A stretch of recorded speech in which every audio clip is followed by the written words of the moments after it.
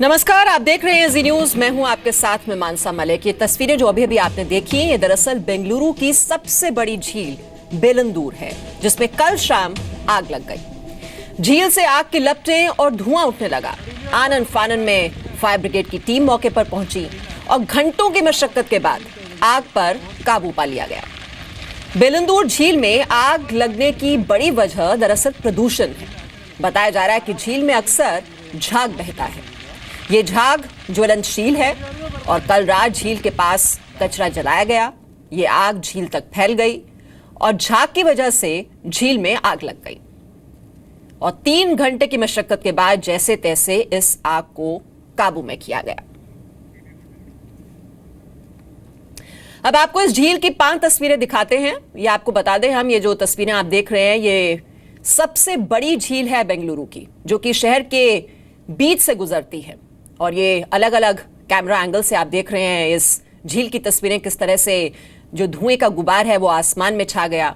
और ये जो आग लगने की घटना है, ये पहली दफा इस झील में नहीं हुई है। इससे पहले भी 2015 में इस झील में आग लग चुकी है। 2016 में भी इस तरह का एक वाकया पहले हो चुका है। और किस तरह से वहां जो वाहन थे वो किस तरह से यातायात व्यवस्था बाधित हुई जब इस झील में आग लगी, ये 5 तस्वीरें आप इस वक्त देख रहे हैं अपने टेलीविजन स्क्रीन पर। इस लेक में जो आग लगी है वो तीसरी बार लगी है। 2015 में भी आग लगी थी, 2016 में भी आग लगी है, लगी थी अगस्त में, और 2017 में फिर से हम इसी घटना का हम फिर से पुनरावृत्ति देख रहे हैं। और हम ये देख रहे हैं कि इन सब घटनाओं के बाद सरकार अपने वक्तव्य तो देते हैं, लेकिन जमीन पे कोई भी कार्रवाई नहीं हुई है। इसका इम्पैक्ट एक तो इकोलॉजी पे है ही, एनवायरमेंट पे इसका इम्पैक्ट तो है ही, क्योंकि आप देख रहे हैं कि एक लेक जो है कंप्लीटली एक टॉक्सिक बॉडी बन चुका है। उसके फ्रॉथ जो है बहुत बार जो है सड़कों पर आ जाते हैं। और इस बार हम देख रहे हैं कि म्युनिसिपल सॉलिड वेस्ट और केमिकल वेस्ट जो उस लेक के आसपास डंप होता है, उसके अराउंड आग लगी। और जिस तरह के दृश्य हमें बैंगलोर से नजर आ रहे हैं, तो बहुत ही एक ट्रैजिक घटना है। और ये कंप्लीट रिस्पॉन्सिबिलिटी जो है वो स्टेट गवर्नमेंट की है, लोकल म्युनिसिपैलिटी की है, कि हम बार साल दर साल महीने हम देखते हैं कि वहां के सारे, और बैंगलोर बाय द वे एक बहुत ही एक आईटी सिटी माना जाता है, टेक्नोलॉजी का एक गढ़ माना जाता है, और फिर भी ऐसी घटनाएं बार होती हैं। तो बहुत ही दुर्भाग्यपूर्ण घटना है। इसका इंपैक्ट तो हमारे पर्यावरण पे पड़ता ही है, साथ ही साथ ह्यूमन हेल्थ और पब्लिक हेल्थ पे भी इसका बहुत ही बुरा असर पड़ने वाला है।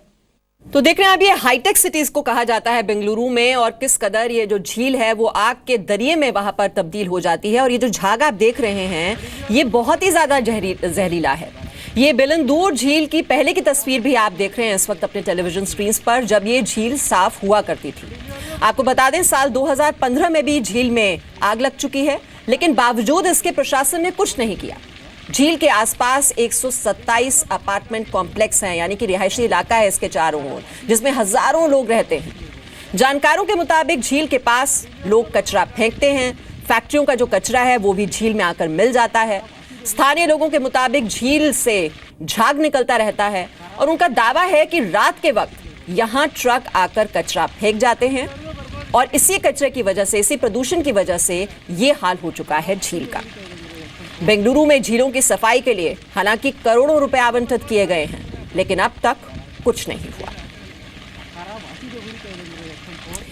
तो आपको बता दें, जो झील में जो आग लगती क्यों है, इसकी 5 वजह हैं। पहली वजह यह है कि बेलंदूर झील के पास लोग बड़ी मात्रा में कचरा फेंकते हैं। यह दरअसल डंपिंग ग्राउंड बन चुका है लोगों के लिए। दूसरी वजह यह है कि झील में फैक्ट्रियों से जो डीजल निकलता है, पेट्रोल निकलता है, ग्रीस निकलता है, वो भी बहकर इस झील में मिल जाता है। तीसरी वजह, झील के आसपास वेटलैंड होने के बावजूद वाटर ट्रीटमेंट प्लांट नहीं है। चौथी वजह यह है कि झील से झाग निकलता रहता है, और ये जो ज्वलनशील झाग है इसकी वजह से आग लग जाती है। ये जो झाग है, हम एक बार फिर आपको बता दें, ये बहुत ही ज्यादा जहरीला है, टॉक्सिक है। 5वीं वजह यह है कि झील के आसपास अतिक्रमण बहुत ज्यादा हुआ है। वो भी इसकी वजह है कि इतना ज्यादा जो प्रदूषण है वहां पर वो फैलता जा रहा है।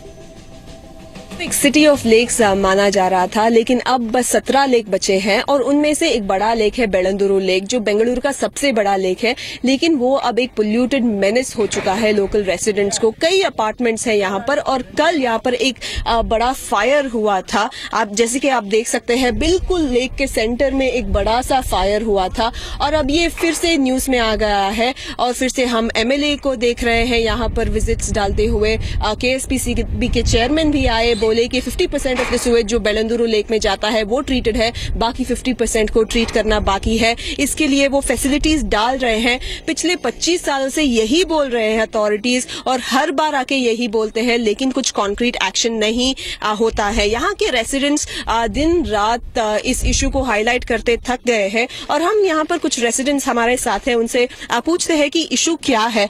नीतू जी बताइए, यहाँ पर इशू क्या है? कल यहाँ पर एक बड़ा फायर था, लेकिन रोज क्या होता है यहाँ पे? यहाँ पर गार्बेज डंप होता है, फायर होते हैं, क्या होता है यहाँ पे? यहाँ एक्चुअली कई बार हम लोगों ने देखा है कि रात के टाइम ट्रक्स आते हैं, डंप करके जाते हैं।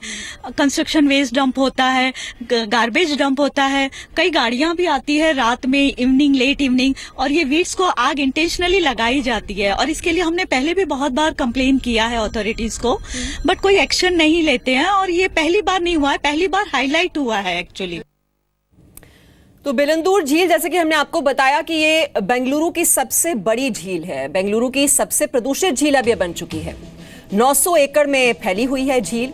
वाटर स्टोरिंग जो कैपेसिटी है इसकी वो 17.66 मिलियन क्यूबिक फीट है और ये झील 40 फुट गहरी है। तो बेलंदुर झील जो इस हालत में पहुंच चुकी है, जैसा कि आपने तस्वीरों में देखा कि वहां पर झाग निकलता रहता है, उसमें आग लग जाती है। गुनहगार दरअसल इसके पीछे हैं कौन? बेंगलुरु के नागरिक सबसे ज्यादा इसके लिए जिम्मेदार हैं, जो कि डंपिंग ग्राउंड इसको बना चुके हैं, कचरा फेंक देते हैं यहाँ पर। बेंगलुरु महानगर पालिका इसके लिए जिम्मेदार है, साथ ही साथ water supply and sewage board, state pollution board इसके लिए कुछ नहीं कर रहा है। हालांकि बार बार शिकायतें की गई हैं, यहाँ पर जो रहने वाले नागरिक हैं काफी दिक्कतें उन्हें झेलनी पड़ती हैं जब ये झाग वहां से निकलना शुरू हो जाता है और ड्राइविंग में काफी मुश्किलें आती हैं लोगों को, और बहुत ज्यादा ये टॉक्सिक है, बहुत ज्यादा जहरीली है। और झील में ये जो लगी आग है इस पर कुछ सवाल, जो कि बहुत ही गंभीर सवाल यहाँ पर उठते हैं। झील में कई बार आग लगी, लेकिन इसके बावजूद कोई कदम आखिरकार क्यों नहीं उठाया गया? झील को प्रदूषण से बचाने के लिए क्या कदम उठाए गए? कोई कदम नहीं उठाए गए। बेंगलुरु की सबसे बड़ी झील में प्रदूषण बढ़ने का गुनहगार कौन? करेंगे एक बार जानकारियां और तथ्य इकट्ठे होने के बाद में मैं कुछ कहने की स्थिति में रहूंगा। लेकिन सीरियस मैटर मानते हैं, इतना बड़ा इन्वॉल्वमेंट कोई भी विषय है तो अगर राष्ट्रीय स्तर पर आया है तो गंभीर तो होता ही है।